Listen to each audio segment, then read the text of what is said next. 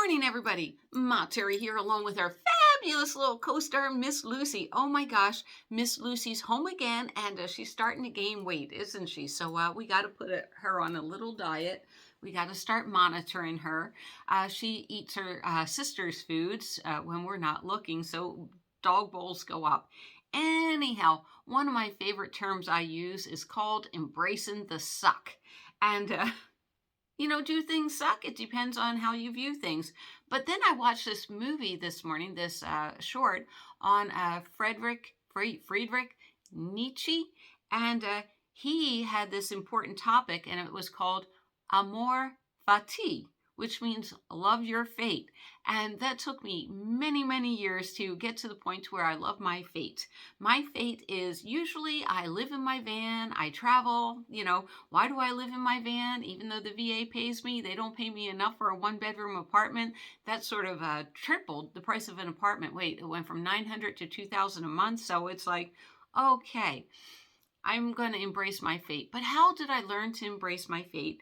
And it's important. I'm going to give you a demonstration of how my brain works. And we're going to see if these little demos work. All right. So my doctor said, good news about your memory. The good news is it's never going to get any worse. But the bad news is it's never going to get any better. And I used to read, write, and speak fluently Greek, German, and English. And the problem is everything gets twisted in my brain, so I can no longer do that. I was an English literature major, and I hated giving that up. I have trouble reading now. It's like, oh my gosh, that's why I love Susan Harris so much. She puts all this stuff to poetry. Anyhow, so let's say this is my brain, right? A little scrambled there. And, I could be sitting there talking to Louie, and Mr. Louie will remind me of something. And that's like this little thread. And it's like, oh, that's right. We did go to Del Mar. And then he'll say, oh, but do you remember this? Do you remember that? And slowly by slowly, my memories begin to appear. Or I can look at my videos that I do, and then I can start pulling my own string. But I don't even know these little strings are here until someone says things. So it's like, do you know you were married to your husband for 26 years? And it's like, well, I do know that intellectually. Remembering it, most of it's gone. So which is a good thing. It's a good thing. So, and then I had a stupid doctor that said, and I thought it was the stupidest thing at the time, because the one doctor said my memory's never getting any better. So college for me went out the window. Getting my 4-year degree is what I wanted. Anyhow, she's like, oh, Terry, it doesn't matter how bad your memory is or anything else. Once those checks start rolling in, life will be better. Well, it took me a long time to realize that. Why? Because I learned how to accept my fate. I had huge regrets, and I had to give up the regrets. That was a lot of the classes I've taken. And what happened to me is I was sexually assaulted in the military.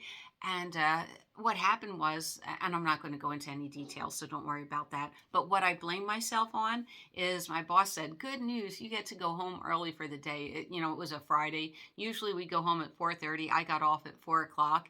And so when I got to my dorm, which was in the middle of basically nowhere, 4 o'clock in the afternoon, no one was around.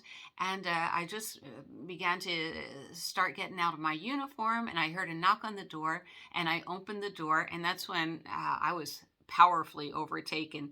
And so for years, I blamed myself on opening the door. If I only didn't open the door, I would have never been sexually assaulted. And that's not true. None of that's true. Yeah. But so it's been a learning process. But the thing that,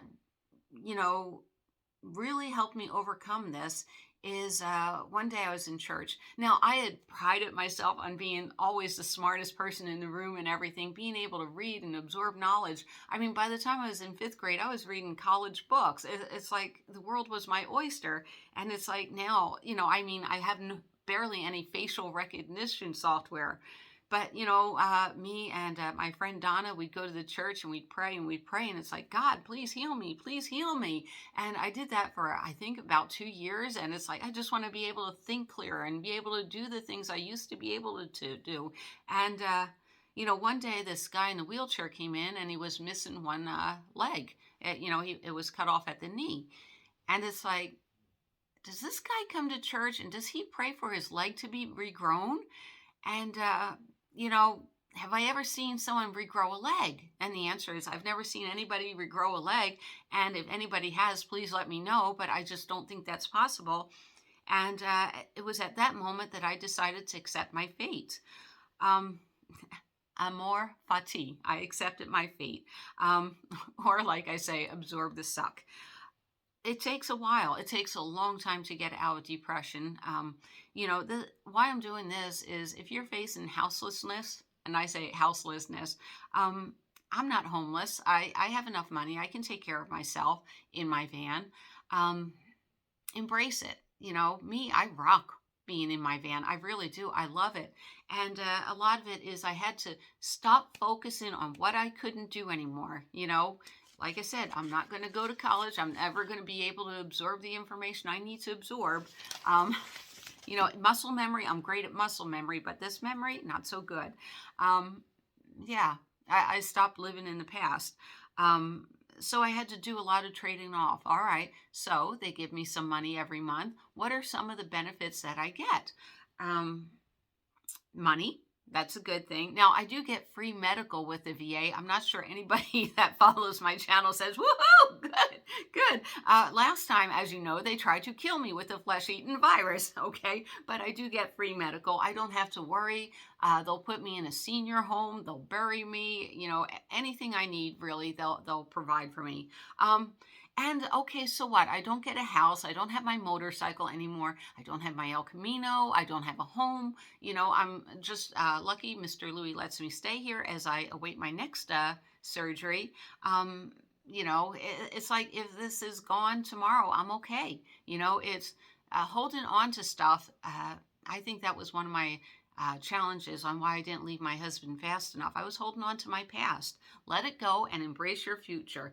All right. So I get to travel and live out my dreams. And what else do I get? What did the VA hospital get for me? They got me a puppy. And you know what? This was the biggest cure for my depression is right here. She makes me laugh and giggle. She makes me get out of bed, don't you, Miss Lucy? All right. So I had no idea how incredibly smart I was when I keep telling you all to embrace the suck. It doesn't suck living in a van. It only sucks if you live in the past and live in a van.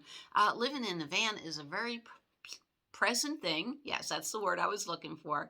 Yeah, it's a very present thing. And it's like you can go anywhere, you can do anything as long as you have funds and manage your money wisely. And that's what we do, right, Miss Lucy? Yeah. Oh my gosh. She's the best thing that ever happened to me. She really is. All right. I hope this video helps someone. And as always, I will see you down the road. Bye.